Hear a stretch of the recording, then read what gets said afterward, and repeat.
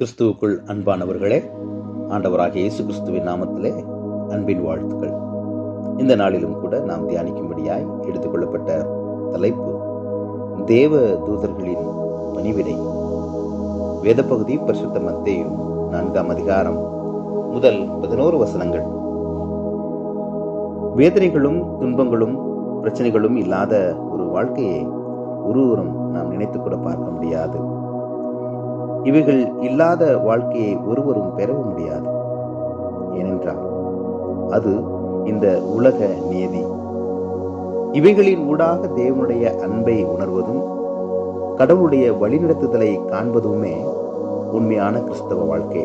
அநேகர் தவறாக நினைத்துக் கொண்டிருப்பதைப் போல கிறிஸ்துவை நாம் அதிகமாக நேசித்தால், வேதத்தை அதிகமாக வாசித்தால், ஆவிக்குரிய வாழ்வை நாம் அதிகமாக பெற்றுக்கொண்டால் வேதனைகள், துன்பங்கள், சோதனைகள் நமக்கு வராது என்கிறது தவறான கருத்தாகும்.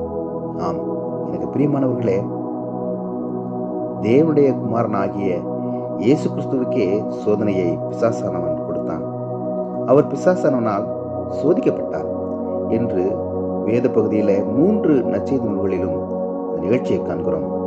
ஆனால் அதனை அவர் ஏற்றுக்கொண்டு போராடி அதனை கடந்து சென்ற பின்பு நீங்கள் பார்த்தீர்கள் என்று சொன்னால், தேவ தூதர்கள் கடவுளுக்கு, ஆண்டவராக இயேசு கிறிஸ்துவுக்கு பணிவிடை செய்தார்கள் என்பதைத்தான் இந்த நாளின் வேத பகுதியில் கூட நாம் வாசிக்கிறோம். சோதனையை சகிக்கிற மனுஷன் பாக்கியவான், அவன் உத்தமன் என்று விளங்கின பின்பு ஜீவ கிரீடத்தை பெறுவான் என்று யாக்கோபு 1ஆம் அதிகாரம் 12ஆம் வசனத்துல நாம் பார்க்கிறோம். எனக்கு பிரியமானவர்களே, சோதனையை கண்டு மனம் தளர்ந்து விடாதபடிக்கு விசுவாசத்தோடு ஜெபத்தோடு போராடி ஜெயித்து வாக்குத்தத்தம் பண்ணப்பட்ட நித்தியமான நன்மைகளை பெற்றுக்கொள்ள இந்த நாளிலே நம்மை நாம் கடவுளிடத்திலே ஒப்பு கொடுப்போம்.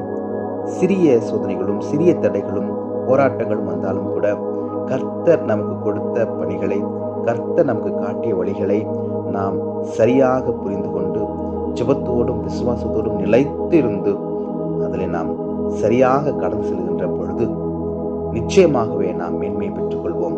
அப்படி நாம் கடவுளுடைய வார்த்தையை கேட்டு சோதனைகளை கடந்து செல்லும் பொழுது ஆண்டவர் இயேசு கிறிஸ்துவை தேற்றினதைப் போலவே அவருடைய பிள்ளைகளாகிய நம் ஒவ்வொருவரையும் கூட தேவ தூதர்கள் நம்மை தேற்ற ஆயத்தமாக இருக்கிறார்கள். அப்படிப்பட்ட ஒரு கிருபைகளை, நன்மைகளை, கடவுளுடைய ஆசீர்வாதங்களை பெற்றுக்கொள்ள தேவன் தாமே இந்த நாளில உங்கள் ஒவ்வொருவருக்கும் கிருபை அளிக்கட்டும்.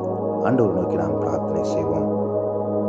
கிருபையும் இரக்கமும் நிறைந்த எங்கள் அன்பின் ஆண்டவரே, சோதனைகளும் வேதனைகளும் நிறைந்த, போராட்டங்கள் நிறைந்த இந்த உலக வாழ்க்கையில உம்முடைய வார்த்தைகளை கேட்டு அதன்படி நடக்க வேண்டும் என்று சொல்லி தீர்மானித்து ஒவ்வொரு நாளையும் கடந்து கொண்டிருக்கிற உம்முடைய பிள்ளைகளை தேவரே நீர் பொறுப்படுத்திக் கொள்ளும்படி நாங்கள் ஜெபிக்கிறோம். நடக்கிற பாதைகள் ஆண்டவரே செவ்வையாயிருக்க, சோதனைகளை சகித்துக் கொள்ள பலத்தையும் சத்துவத்தையும் பிள்ளைகளுக்கு நீர் கட்டளையிடும்படி நாங்கள் ஜெபிக்கிறோம். நீர் வைத்திருக்கிற நித்திய ஜீவ கிரீடத்தை, வெற்றியை, ஆசீர்வாதங்களை, மேன்மைகளை பிள்ளைகள் பெற்றுக்கொள்வதற்கு தேவன் தாமே நீர் கிருபை அளிக்கும்படி நாங்கள் ஜெபிக்கிறோம்.